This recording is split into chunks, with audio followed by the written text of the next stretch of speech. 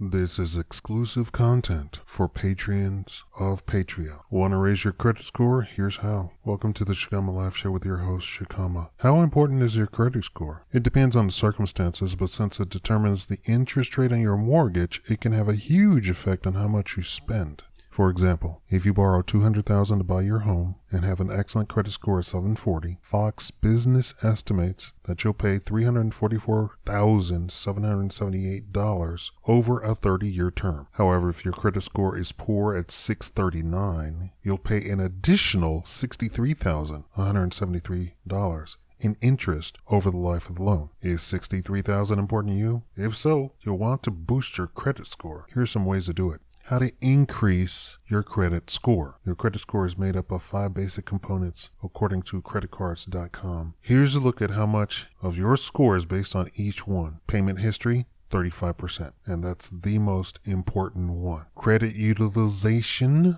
30%. Length of credit history, 15%. New credit, 10%. Credit mix, 10%. The first factor in the list is no surprise. Pay your bills on time and you'll get a better score eventually. But the effects of past mistakes remain for years. What about increasing the length of your credit history for each line of credit you have? All you can do about that is to wait. You can avoid getting too many new credit cards at once so your score doesn't drop. You could take out a personal loan to make your mix look better, but that costs money and you won't have a big impact. So yes, there are some things you can do eventually increase your credit score, but to do it faster and raise the score higher, the key is to reduce your credit utilization ratio. What is a credit utilization ratio? Also called a credit utilization rate. The ratio represents how much of your available credit you actually use. To get the number, just divide what you owe on a card, or all of them, by the credit limit of that card, or the total for all of them. For example, suppose you have 2 credit cards. You charge $3,000 on a card with a credit limit of $4,000 and $1,000 on your other card, which has a limit of $6,000. In this case, you have a ratio of 75% for the first card and 40% overall. You're using $4,000 of your $10,000 total available credit. Both ratios affect your score. Credit scores consider both your total balance to limit ratio or utilization rate and your balance as compared to the limits on individual accounts, says Reddit information provider Experian. Many experts suggest keeping your ratio no higher than 30% or so. However, the lower ratio is, the better your score is likely to be, according to the study done by Credit Karma. This finding held true all the way to 0. But interestingly, not including 0, apparently it's better to have something owed on those cards. Now, take that information, I believe, with a grain of salt, because I personally have been asking experts in the field, and they have said I have gotten information saying that you need to keep a balance, because that looks great to credit providers, all the way to pay off your balance to 0. And these are coming from people who say they have above 800 credit score. The average credit score for people with a credit ratio of 1% or 10% is 745, compared to just 543 for those who with a credit card utilization rate of 100%. But even going from 1% to 10% range to the 21% to 30% range dropped the average score by 35 points to 710. The bottom line is that for higher credit scores, you should get your credit utilization rate ratio as low as possible. How to lower your credit utilization ratio? There are 2 basic strategies for lowering your credit utilization ratio. Reduce what you owe, increase your available credit.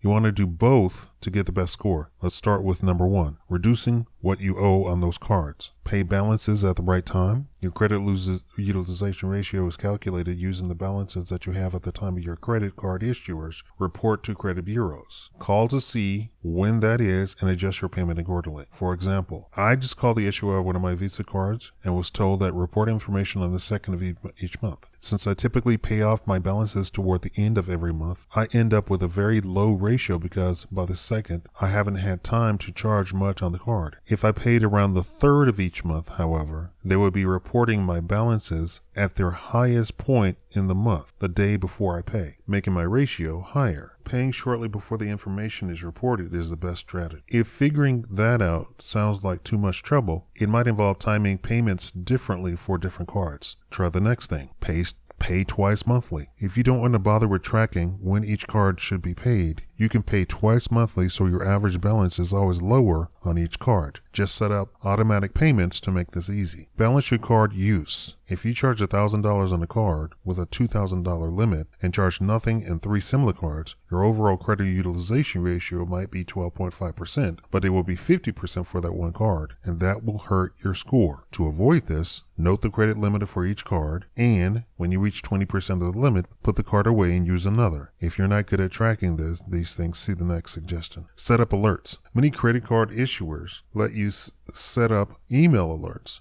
relating to your spending. If yours does, set it so you get an email when your balance reaches 20% of your credit card limit. Once you get that email, you can start using another card or pay down the balance before charging more. Spend less on your cards. This is perhaps the most obvious way to lower your credit card balances. Make it a habit to spend less overall, or just move to using cash when you get past a certain threshold utilization ratio, like 20%. Once you've taken some of the steps above, you can move on to the following tactics, which are potentially even more powerful. They're all about increasing your available credit. Get more credit cards. Suppose your credit card limit total is $10,000 and you owe $4,000. You have a credit utilization ratio of 40%, which is not good. Your credit score will reflect that. But without reducing your debt one penny, you can reduce your credit utilization rate to 20% by simply getting another card with a $10,000 limit, or several more that add up to that much. Will having too many credit cards count against you? Not unless you get them all on a short period of time. Some credit score compilers see that as an indicator of financial problems. Ethan Dorman, the scientist for Fair Isaac, the company that created the FICO scoring system, tells Bankrate.com that simply having a large number of credit cards is not going to have a negative impact on your FICO score. The Bankrate.com articles uses an example of one man who has 80 credit cards and still maintains a score of between 795 and 819. Don't close too many cards. You probably should close credit card accounts if the cards have annual fees, but otherwise, it may make more sense to just put them away and not use them. Closing them reduces your average available credit, and some automatically increase your credit utilization ratio. If you don't trust yourself with that much available credit, you might want to leave the accounts open, but cut up the cards so that you have credit limits, but you can't use them easily. The only downside to the strategy is that after a year or two, the issuer may cancel your card due to inactivity. Ask issuers to raise your credit limits. Perhaps the easiest way to expand the credit you have available, and so reduce that key ratio, is to get the limits on your existing cards increased. The only catch is that when you request an increase, your issuer might do what's called a hard inquiry, which can knock a couple of points off your credit score. Financial experts Emily Davidson suggests that you first ask your credit card issuer if requesting a credit limit increases will result in a hard inquiry, and also ask if you are likely to get the increase. It's probably worth losing a few points if you can get substantial credit line increase, since you may well boost your score by many more points for your effort. On Kiplinger.com, reporter Stacy Rapicon said getting her credit utilization rate in better shape boosted her credit score by more than 50 points in less than 6 months.